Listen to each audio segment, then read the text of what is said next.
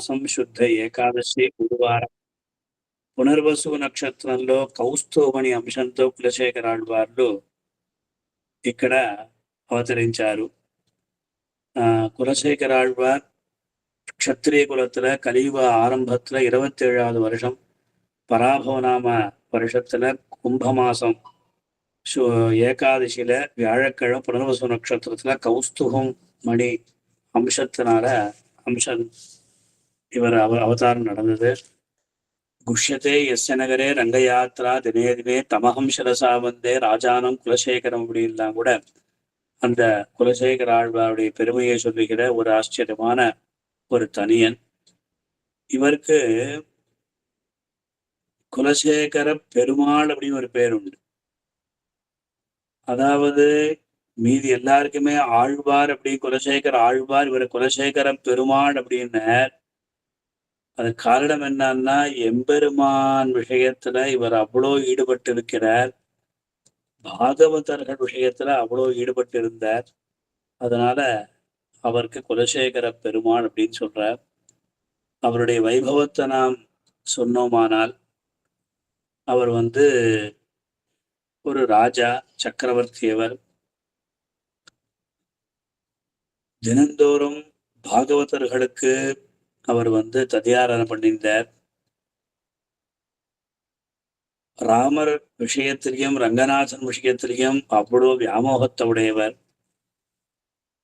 அதனால கேரள தேசத்திலேருந்து அதாவது பிரதிநித்தியம் அந்த ஸ்ரீரங்கத்துக்கு செல்ல வேண்டும் என்று அவர் நினைச்சுட்டே படுத்துப்பார். அடுத்த நாள் குஷ்யத்தை எஸ்ய நகரே ரங்க யாத்ரா தினே தினே, இனிமே ஸ்ரீரங்க யாத்திரை பண்ணலாம் வாங்கோ அப்படின்னு சித்தமா இருப்பாராம். ஆனா அவரால் போக முடியாதாம். காரணம் என்னன்னா, அந்த சமயத்துல ஒரு 1000 பேர் வைஷ்ணவாள்லாம் வந்துடுவாளாம். ஐயோ அவளுக்கு நான் சேவை செய்யணும், ரங்கநாதரை அப்புறம் சேவிச்சுக்கலாம் அப்படின்னு சொல்லி பட்டு போயிடுவாராம். కులశేఖర ఆళ్వార్లు రామచంద్రుని యందు శ్రీరంగనాథుని యందు అమితమైనటువంటి వ్యామోహం కలవారు. వారు ప్రతిరోజు కూడా శ్రీరంగ యాత్ర చేయాలని తలంచేవారట. రాత్రి పడుకునే రేపు తెల్లవారి మనం శ్రీరంగ యాత్ర చేయాలి అనుకుంటారట. అదే సమయంలో ఒక 1000 మంది బ్రాహ్మణోత్తములు వచ్చి ఎదురుగా నిలిచిన వెంటనే, ఆహా భాగవతులకు సేవే మనకు ముఖ్యం, భగవంతుడి కన్నా భాగవతుడు మిన్నా, ఆ భాగవత తదీయారాధనే మనకు శ్రేయోదాయకమని భావించి కులశేఖరాళ్వారు రంగయాత్రని వాయిదా వేసేవారు. అటువంటి అద్భుతమైనటువంటి ఒక భాగవత నిష్ఠ గలవారు కులశేఖరాళ్వార్లు.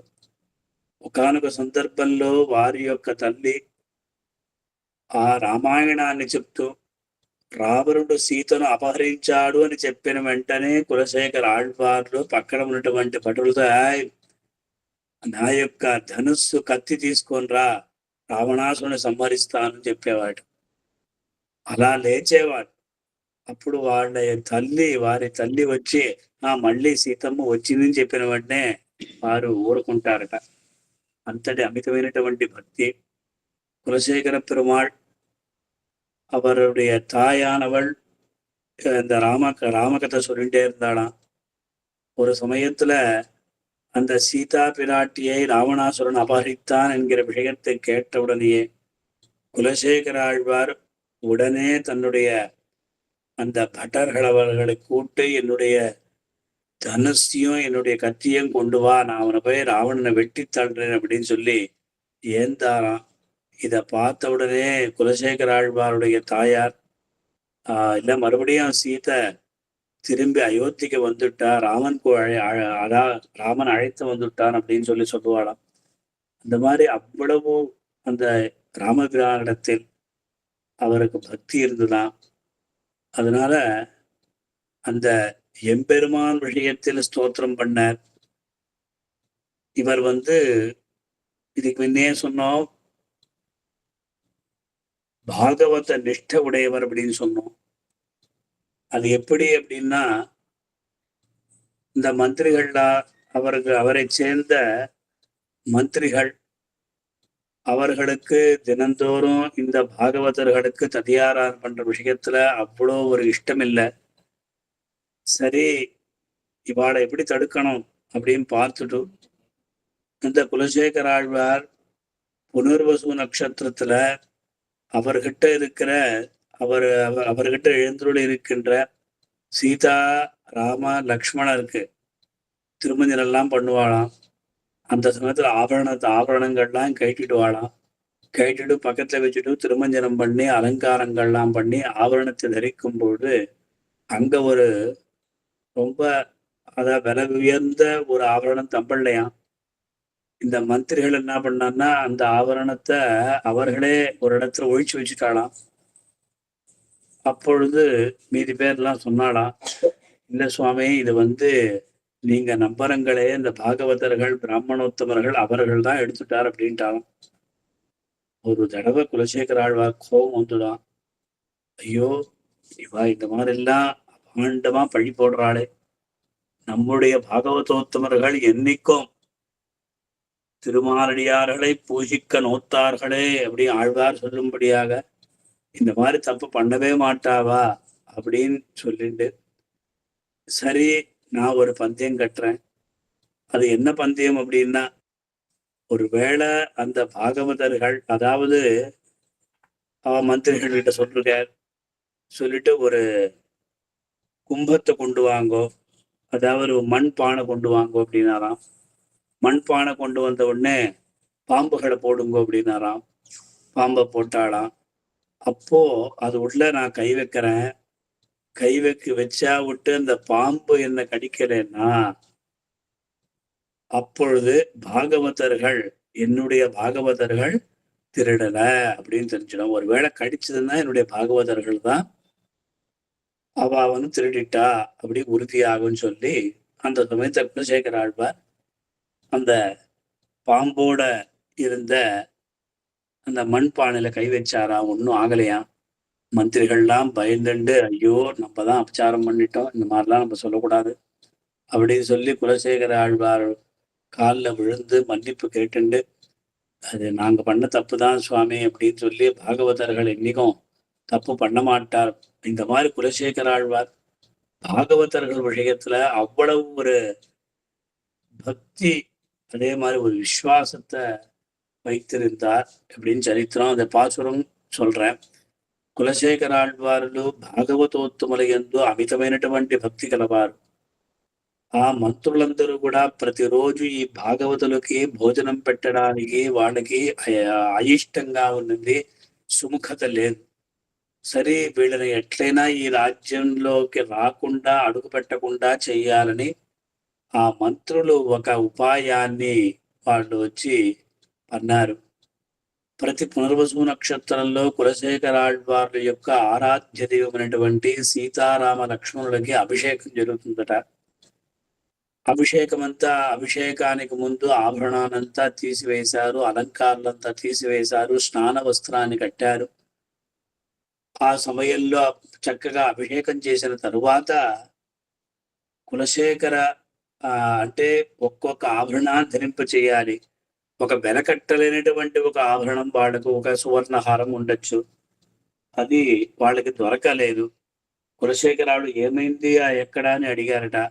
అయ్యో స్వామి, మీరు ప్రతిరోజు పిలుస్తారే ఆ భాగవతులు బ్రాహ్మణులు, వాళ్ళు దొంగిలించారు స్వామి అని చెప్పేశారట.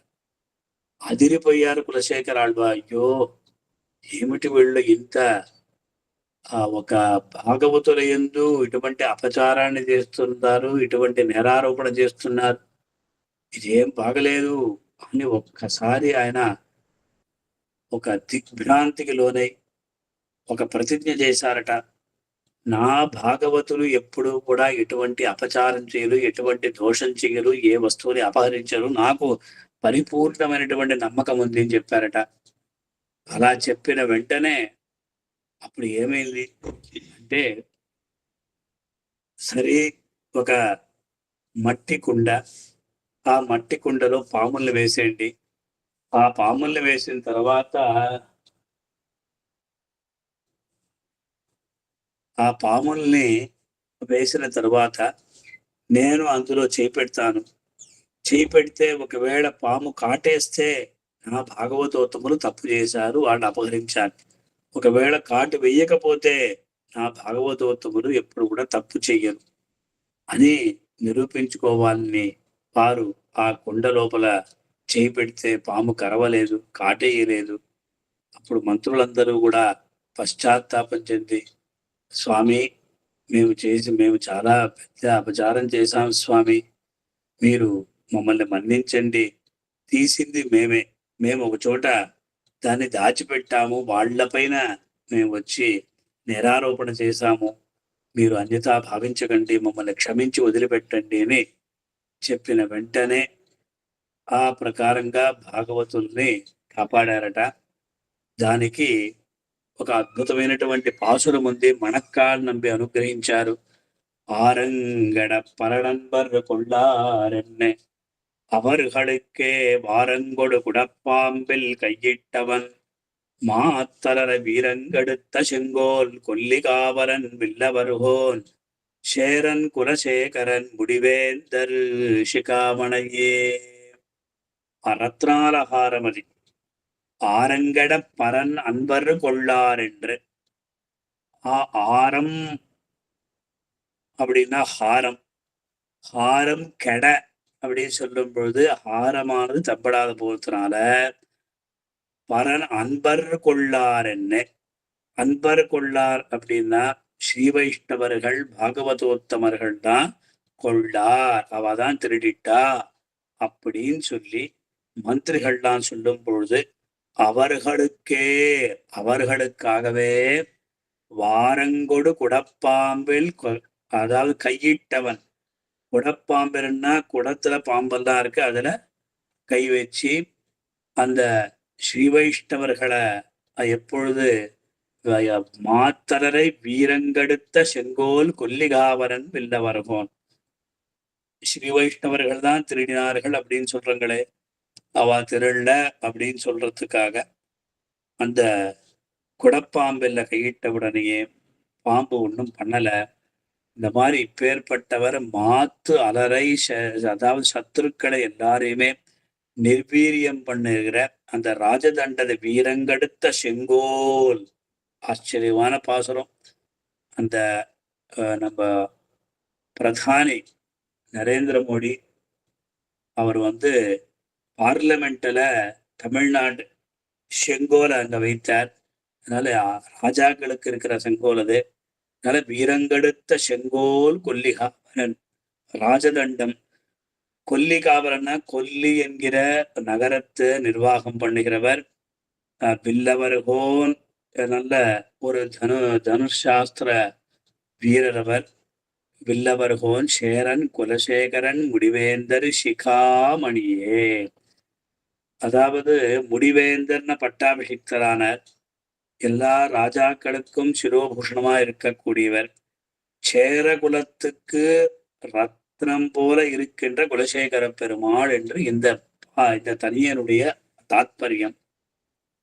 మంత్రుల యొక్క పన్నాగం చేత ఆరంగడ పరనంబరు కొళ్ళారన్నే వాళ్ల యొక్క పన్నాగం చేత రత్నాల హారం అనేది కనిపించకపోగా ఆ హారాన్ని శ్రీ వైష్ణవులే దొంగిలించారు అని మంత్రులు పలికినప్పుడు భగవద్భక్తులు భాగవతోత్తములు ఇతరుల యొక్క ద్రవ్యాలను దొంగిలించరు అని శపథం చేసినటువంటి ఈ కులశేఖరాళ్వారులు ఒక పాము ఉండే కుండలో చేతిని పెట్టారు.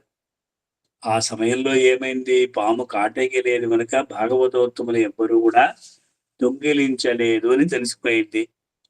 అటువంటి భాగవత నిష్ఠ కలిగినటువంటి కులశేఖరాళ్వార్లు మాత్తల వీరంగడెత్త శంగోల్, విరోధుల యొక్క వీర్యాన్ని నిర్వీర్యం చేసినటువంటి వారు. శంకోల్ అంటే రాజదండం అన్నమాట. కోల్ అనే శబ్దానికి దండం, శంకోల్ రాజదండం. ఆ రాజదండాన్ని కలవారై కొల్లి కావలన్ వెళ్ళవర్గోన్, కొల్లి అనేటువంటి నగరానికి నిర్వాహకులైనటువంటి వారు, అన్య ప్రభువులకు కూడా అధిపతి అయినటువంటి వారు, పట్టాభిషిక్తులైనటువంటి రాజులకు కూడా శిరోభూషణమై ఉన్నవారు ఎవరు అంటే చేరకులానికి రత్నం వంటి కులశేఖరాళ్వారులు అని ఈ తనియన్ పాసురం యొక్క తాత్పర్యం అన్నమాట. అందువల్ల మనం పెరుమాళ్ తిరుమొഴി కులశేఖర పెరుమాళ్ రచించినటువంటి 105 పాసురాలు ఇందులో ఉన్నాయండి. మొట్టమొదటి తనియు ఎంబెరుమానార్ అనుగ్రహించినది. ఇన్నముదమూర్తిహేన్ ఇంకేవా పైంకిళియే தன் அரங்கம் பாடவல்ல சீர்பெருமாள் பொன்னன் சிலசேர் நுதலியர்வேள் சேரலருவோன் எங்கள் కులశేఖరన్ என்றே. ఈ తనియన్ పాసురాన్ని చెప్పిన తరువాతనే మనం ఏదైనా కూడా చెప్పాలి. ఇన్ అముదమూర్తికే నింగేవా పైంకిళియే అంటే పచ్చని వర్ణాన్ని కలిగినటువంటి అందమైనటువంటి ఓ చిలుక ఇంగేవా పైంకిళియే. పైంకిళి అంటే పచ్చని వర్ణాన్ని కలిగినటువంటి అందమైనటువంటి ఆ చిలుక అనమాట. ఇన్ అముదమూర్తిహేన్ ఓ చిలుక నువ్వు రామ్మా. అముదమూర్తిహే ఇన్నముదం అంటే తీయనైనటువంటి అమృతాన్ని నీకు తాగిస్తాను. ఇంగేవా నా దగ్గరికి రా. ఏమిటి అంటే తెన్ అరంగం పాడవల్ల శీర్ పెరుమాడ్. ఎంత అద్భుతం చూడండి. తెన్ అరంగం అంటే దక్షిణ దిక్కులో ఉన్నటువంటి శ్రీరంగాన్ని గురించి షీర్ పెరుమాళ్ అంటే ఒక అద్భుతమైనటువంటి గానాన్ని చేసినటువంటి వారు, తీయని కవిత్వాన్ని చెప్పినటువంటి వారు ఎవరు అంటే పొన్నన్ శిలసేర్ నుదలియర్వేళ్ చేరలరుహోర్ అంటే భక్తి మొదలైనటువంటి గుణాలతో పరిపూర్ణమైనటువంటి వారు. పెరుమాళ్ కులశేఖర పెరుమాళ్ ఆ త్రినామాన్ని కలవారే. శిలసే నుదలియర్వేళ్ చేరలరుగో అంటే స్త్రీలకందరికీ కూడా మన్మథుని వలె మనోహరుడైనటువంటి వారు. చేరకులానికంతటికి కూడా అధిపతులైనటువంటి వారు. ప్రపన్నులై ఎంగళ్ కులశేఖరన్ ఎన్నే కూరు. ప్రపన్నులంటే మన కులానికి శిరోభూషమైనటువంటి కులశేఖరాళ్వార్లు వారి యొక్క తిరునామాన్ని మనం అందరం కూడా నోరార పలుకుతాం ఎంట్రే కూరు అని భాష్యకారుల వారు, ఎంబెరుమానార్లు, భగవద్ రామానుల వారు, యతిరాజశే వారు అనుగ్రహించినటువంటి ఈ తనియన్ అన్నమాట. ఈ రెండు తనియన్ని చెప్పే మనం ప్రబంధాన్ని ప్రారంభించాలి అనేది మన యొక్క సంప్రదాయం. எம்பெருமானார் அழகாக குலசேகர பெருமானுடைய தனியனை அவர் ஏற்றிருக்கிறார். ரொம்ப ஆச்சரியமா கூப்பிடுறார். ஒரு கிளியை கூப்பிடுறார். இந்நபதமூட்டிகேன் இங்கே வா பைங்கிளியே. அழகான பச்சை வர்ணத்தை உடைய ஓ கிளியே, இன்னமுதமூட்டிகேன் நீ கிட்டவா, உனக்கு ஒரு அமிர்தத்தை நான் கொடுக்கறேன். நீ அதை சாப்பிடு, உனக்கு ஊட்டுறேன், நீ வா, இங்கே வா அப்படின்ற. அதுக்கப்புறம் என்னன்னா தென்னரங்கம் பாடவல்ல சீர்பெருமாள் தட்சிண திக்கில் இருக்கின்ற அந்த ஸ்ரீரங்க வைபவம், ரங்கநாதருடைய வைபவத்தையும் அழகான ஒரு கவிதையின் மூலமாக நமக்கு அருள் புரிந்தவர் குலசேகர பெருமாள். பக்தி முதலிய பரிபூர்ண குணங்களை உடையவர். பெருமாள் என்கிற திருநாமத்தை உடையவர். அவர் ஒரு ஸ்திரீக்களுக்கு எல்லாருக்குமே மன்மசன் போல இருக்கின்றவர். சேரகுலத்துக்கு அதிபதியா இருக்கிறவர். பிரபன்ன குலமாயிருக்கக்கூடிய நம் குலத்துக்கு சிரோபூஷணமாக இருக்கக்கூடியவரான குலசேகர ஆழ்வாருடைய குலசேகரன் என்றே கூறு. குலசேகர ஆழ்வாருடைய அழகான திருநாமத்தை நீங்க எல்லாரும் உச்சாரணம் பண்ணுங்கோ அப்படின்னு சொல்லி இந்த ரெண்டு பாசுரத்தையும் முதல்ல தனியன், ரெண்டு தனியன் இதுல அதை நாம் சொல்லிக்கணும். இன்னமுதமூட்டிகேன் இங்கே வா பெங்கிளியே, தென்னரங்கம் பாடவல்ல சீர்பெருமாள் பொன்னன் சிறசே முதலியர்வேல் சேரலருவோன் எங்கள் குலசேகரன் எம்மேகூறு ஆரங்கட பலன்பருக்குள்ளாரென்னு அவர்களுக்கே வாரங்கொடு குடப்பாம்பில் கையிட்டவன் மா தலரை வீரங்கெடுத்த செங்கோல் புள்ளிகாவரன் வில்லவருவோன் சேரன் குலசேகரன் முடிவேந்தன் சிகாமணியே అని ఒక తనియన్ பாசுரம். இது முக்கியமான இது. நாம் இதுல மொத்தம் 105 பாசுரம் இருக்குன்னு நாம் சொன்னோம்.